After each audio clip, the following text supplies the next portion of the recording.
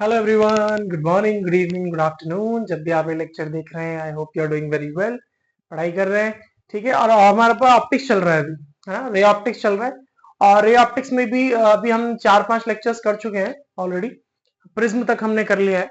तो आज का लेक्चर हमारा है लेंस मेकर्स फॉर्मूला पे। ओके, हमने लेंस फॉर्मूला की एक वीडियो कर लिया ऑलरेडी। अगर आप चाहो तो लिंक में डाल दूंगा, इसमें आप देख सकते हैं। तो लेंस का हमने कर लिया, लेकिन लेंस मेकर्स फॉर्मूला का हमने कोई क्वेश्चन नहीं किया। तो बेसिकली हम अभी लेंस मेकर्स फॉर्मूला करने वाले हैं। अच्छा, तो देखो लेंस मेकर्स फॉर्मूला क्या होता है, हमें सबको पता है। 1/f is equal to n2/n1 minus 1 1/r1 minus 1/r2। खैर वो अलग बात है, अभी मैं साथ साथ यहाँ लिखता भी रहूंगा। तो इसका क्वेश्चन ना एग्जाम में काफी इंपॉर्टेंट बन जाता है। पिछले साल नहीं आया तो हो सकता है इस साल आ जाए, लेकिन काफी इंपॉर्टेंट टॉपिक हमेशा बना रहता है लेंस मेकर्स फॉर्मूला। या तो उसका डेरिवेशन आएगा या तो उसका क्वेश्चन आ सकता है। चलो जरा स्टार्ट करते हैं, देखते हैं क्वेश्चन क्या कह रहा है। सो क्वेश्चन सेज कि अ diverging lens of refractive index 1.5 and focal length 15 centimetre in air has same radii of curvature for both sides, and if it is immersed in a liquid of refractive index 1.7, calculate the focal length of the lens in liquid। मतलब हमें बोला है कि एक diverging lens है। तो diverging lens बोला है तो ऑब्वियस सी बात है, कौन सा लेंस है? कॉनकेव लेंस, ठीक है। तो कॉनकेव लेंस है और उसका रिफ्रैक्टिव इंडेक्स आपको दिया हुआ है ना। लेंस का रिफ्रैक्टिव इंडेक्स दिया हुआ है, तो मतलब लेंस का रिफ्रैक्टिव इंडेक्स दिया हुआ है, मतलब refractive index of the lens आपको दिया हुआ है। और फोकल लेंथ भी दी हुई है, और एयर के अंदर फोकल लेंथ दी हुई है, और दोनों का रेडियस करके सेम बोला है। तो चलो ऑब्वियस सी बात है कि पहले वो क्या कहना चाह रहा है कि लेंस कहां रखा हुआ है? एयर में रखा हुआ है ना। पहले लेंस क्या है? एयर में रखा हुआ है। तो ऑब्वियस सी बात है, आप क्या लगाएंगे? पहले लेंस मेकर्स फॉर्मूला लगाएंगे। अच्छा, लेंस मेकर्स फॉर्मूला क्या है? 1/f is equal to n2/n1 minus 1 times 1/r1 minus 1/r2। अब ध्यान से सुनो, f मतलब तो फोकल लेंथ है लेंस की, ठीक है। लेकिन n2 और n1 क्या है?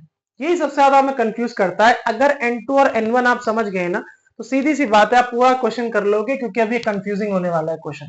चलो मैं लिख देता हूं जरा कि n2 मतलब है लाइट जिस मीडियम में आ रही है, लाइट जिस मीडियम में आ रही है, ठीक है। लाइट जिस मीडियम में आ रही है ना, उस मीडियम को हम n2 कहते हैं। और n1 मतलब होता है लाइट जिस मीडियम से आ रही है, ठीक है। जिस मीडियम से आ रही है उसको हम कहते हैं n1। यानी कि सारा का सारा जो खेल है ना, वो से और में है, ठीक है। कि जिस मीडियम में आ रही है और जिस मीडियम से आ रही है, अगर आप उन दोनों का अगर आप ये समझ पाओ कि किसमें क्या रिफ्रैक्टिव इंडेक्स है, तो बस कहानी सिंपल है। जैसे कि पहले वाले केस में जो लाइट है वो कहां से आ रही है? देखो ऑब्वियस सी बात है, एयर से आ रही है, क्योंकि लेंस को एयर में रखा हुआ है। मतलब बाहर का मीडियम एयर है, और लेंस का मीडियम तो चलो लेंस जिससे मिलकर बना है वो मीडियम तो उसका हाई है। यानी कि n2 माने लेंस में आ रही है, और कहां से आ रही है? एयर से आ रही है। तो लेंस मेकर्स फॉर्मूला तो हमारा यही रहने वाला है। लेकिन चाहो तो मैं आपको उसको सिंप्लीफाई करके ऐसे लिख सकता हूं, देखो 1/f इज इक्वल टू, तो यहाँ रिफ्रैक्टिव इंडेक्स n2 मतलब लाइट जहां आ रही है, जिस मीडियम में आ रही है। तो ऑब्वियस सी बात है, ग्लास में आ रही है, तो ग्लास में आ रही है तो यहाँ आना चाहिए रिफ्रैक्टिव इंडेक्स ऑफ ग्लास। और नीचे यहाँ क्या आना चाहिए? जहां से आ रही है n1 मतलब, यानी कि रिफ्रैक्टिव इंडेक्स ऑफ, अभी कहां से आ रही है? एयर में रखा हुआ, तो ऑफकोर्स एयर से आ रही है। तो यहाँ पे एयर आना चाहिए -1, 1/r1 माइनस 1/r2। r1 क्या हुआ? रेडियस ऑफ कर्वेचर, लेंस का रेडियस ऑफ कर्वेचर। तो आपको पता है ना, ऑब्वियस सी बात है, लेंस ऐसा होता है। तो पहला वाला जो कर्वेचर है वो हमारा r1 होता है, ये बात आपको पता है, क्योंकि लाइट आगे की तरफ जा रही है ना, तो यहाँ का जो कर्वेचर होगा वो r1 होगा, और पीछे की तरफ जो जा रहा होगा वो क्या होगा? r2 होगा। तो ऑब्वियस सी बात है, r1 पॉजिटिव होगा, क्योंकि लाइट अगर इधर से आ रही है तो r1 की डायरेक्शन में है, r1 जो लाइट की डायरेक्शन में है तो पॉजिटिव होगा, और r2 क्या है? उसके ऑपोजिट होगा, तो नेगेटिव होगा। तो r1 यहाँ पॉजिटिव हो गया, क्योंकि बोला है सेम रेडियस ऑफ कर्वेचर, तो मतलब यहाँ r ही आएगा, r1 जो होगा प्लस का r होगा। लेकिन यहाँ पे क्या बोला है? r2 की वैल्यू जो है वो क्या बोली है हमें? ऑफकोर्स यहाँ पे r2 हमें बोला है कि ऑपोजिट होगा, तो माइनस का r, ठीक है।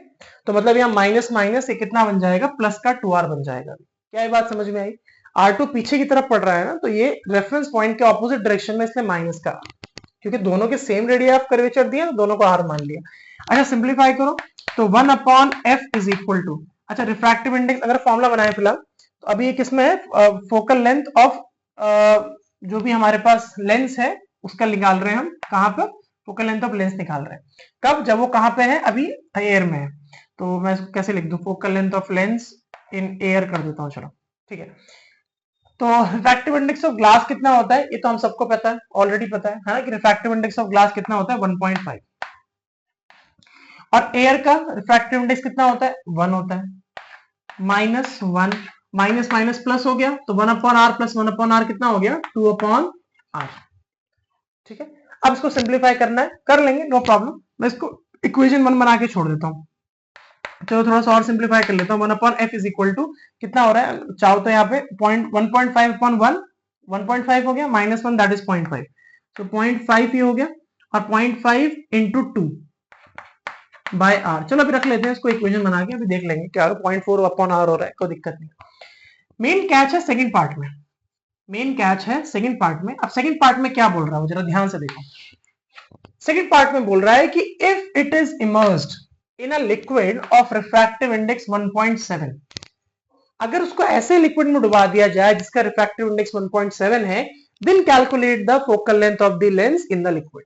तो मतलब अब कुछ ऐसा चल रहा है कि फॉर एग्जांपल एक कंटेनर है, कंटेनर के अंदर लिक्विड भरा गया और लिक्विड के अंदर लेंस को डुबा दिया गया, तो भाई जो बाहर लिक्विड है उसका रिफ्रैक्टिव इंडेक्स है 1.7, बाहर जो रिफ्रैक्टिव इंडेक्स है वो 1.7 है, और लेंस का रिफ्रैक्टिव इंडेक्स हमको सबको पता है कि वो n की वैल्यू 1.5 होती है।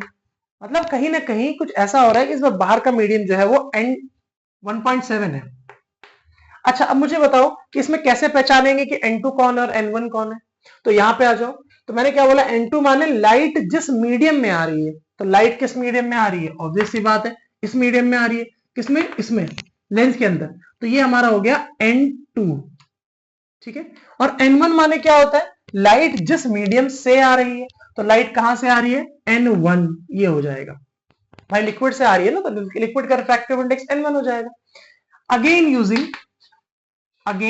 यूजिंग यही formula 1/f is equal to n2 by n1, यही होता है ना फॉर्मूला, n2 बाय n1, मैं थोड़ा लाइट लिख रहा हूं ताकि मिटा सकूं, 1/r1 माइनस 1/r2 कर दिया।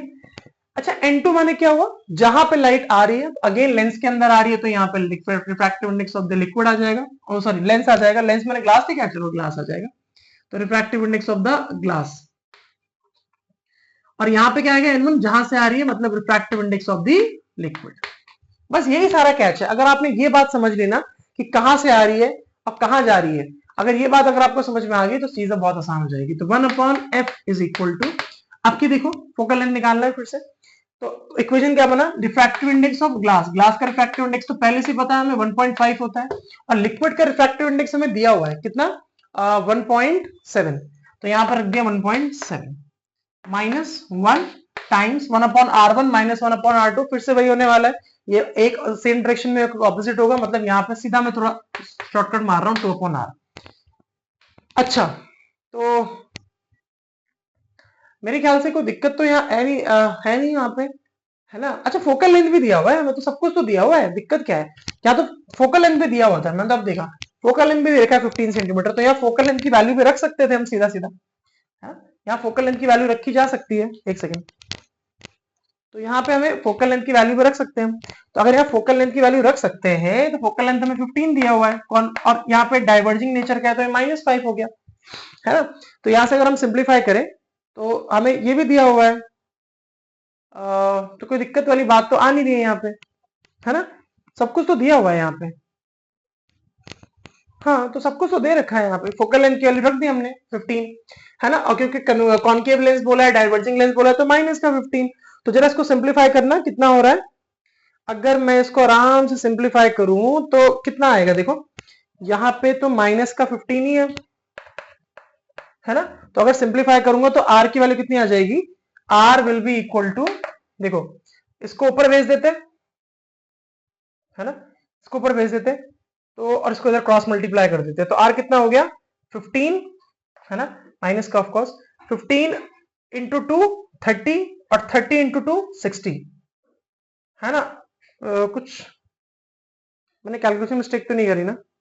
रेडियस ऑफ कर्वेचर तो सीधा सीधा आना चाहिए ना? आई होप मैंने कहीं पे गलती नहीं करी। अरे क्या कर रहा हूं मैं अभी? 1/1.5 सॉरी, ये 1.5 माइनस 1 इज 0.5। दिमाग खराब हो गया मेरा। ठीक है, अब यहां से अगर तो सिंप्लीफाई करेंगे तो ये 30 हो जाएगा। अरे सीधा ही हो रहा है, 0.5 इंटू 2 1 हो गया, 1 इंटू 15 15। ठीक है, 15 सेंटीमीटर आ रहा है। ठीक है, ये माइनस का 15 सेंटीमीटर आपका ये रेडियस ऑफ कर्वेचर 15 सेंटीमीटर आ गया। अच्छा, इसको यहाँ यूज कर लेते हैं, दिक्कत क्या है? यहाँ पे यूज कर लेते हैं इसको, कितना आएगा, है ना? अब ऑब्वियसली बात है, हमने एक तरफ अच्छा कॉनकेव था, ओहो सॉरी सॉरी सॉरी सॉरी। अगर कॉनकेव में बोला था ना, मैं यहाँ कॉन्वेक्स कॉन्वेक्स क्यों बना रहा हूँ, सॉरी सॉरी सॉरी, अभी ध्यान दिया मैंने कि कॉनकेव है। अच्छा, अगर कॉनकेव है तो ऑब्वियसली बात है, एक नेगेटिव दूसरा भी नेगेटिव, तो यहाँ पे कुछ ऐसा होना चाहिए था। I am sorry, minus minus या माइनस आना चाहिए था, या माइनस रहना चाहिए था, माइनस से माइनस कट जाना चाहिए था, तो प्लस का आएगा 15। सॉरी। अच्छा, अब निकालते हैं, हमें फोकल लेंथ चाहिए नहीं फोकल लेंथ निकालेंगे और सिंप्लीफाई करेंगे। 1.5 एलसीएम लिया, 1.7 इंटू 1 दैट इज माइनस का 1.7 upon 1.7 times 2 upon r. R कितना है 15, तो यहाँ पे कितना हो गया 15। अच्छा, ऑन सिंप्लीफाइंग, अगर हम सिंप्लीफाई करें तो कितना होगा, इसको उल्टा कर दो, बस उल्टा कर देंगे तो 1.7 इंटू 15 अपॉन 2 इंटू माइनस का 0.2। तो जितना कि मैं देख पा रहा हूं, सिंप्लीफाई करते हैं इसको, कितना हो रहा है ये, माइनस लेके कहां घूम रहा हूं ये, माइनस माइनस माइनस माइनस, फिर फिर आर हो गया। अच्छा, ये नेगेटिव का आर होगा, नेगेटिव आर तो माइनस माइनस ये प्लस हो जाएगा, फिर इसका माइनस का माइनस प्लस। अब ठीक है। अच्छा, पॉइंट से पॉइंट रिमूव हो गया, कॉनकेव था ना इसलिए यहाँ माइनस लगाया, वही सेम वाली कहानी जो यहाँ चल रही थी। ओके, तो फाइनली कितना हो गया ये, अगर आप इसको सिंप्लीफाई करो तो, भाई क्या ही कर रहा हूं मैं आज। अच्छा, मैंने उल्टा कर दिया ना, 15 इंटू 7 1.7 माइनस किया मैंने, तो ये ओके। सिंप्लीफाई करो तो 2 से इसको सिंप्लीफाई करोगे तो 8 टू 16, तो 8.5। ठीक है, 8.5 और ये सिंप्लीफाई किया तो 7.5, तो 8.5 इंटू 7.5 इज 63.75 सेंटीमीटर। ये हमारा फाइनल फोकल लेंथ हो गया 63.75 सेंटीमीटर। अच्छा, ये बहुत इंपॉर्टेंट क्वेश्चन क्यों है पता है?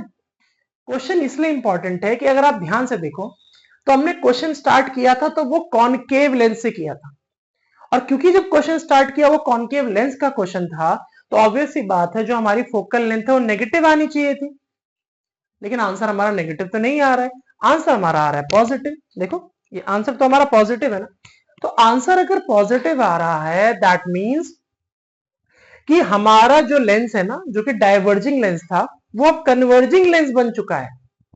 इसका मतलब that lead to the conclusion कि अगर, ध्यान सुनना, कि अगर आप, बिल्कुल ध्यान सुनना, कि अगर आप किसी भी लेंस को, चाहे वो कॉनकेव हो या कॉन्वेक्स हो, अगर आप उसे किसी ऐसे मीडियम में रखते हैं जिस मीडियम का रिफ्रैक्टिव इंडेक्स लेंस के रिफ्रैक्टिव इंडेक्स से ज्यादा हो, तो हमेशा लेंस जो है वो अपने नेचर को बिल्कुल रिवर्स कर देता है।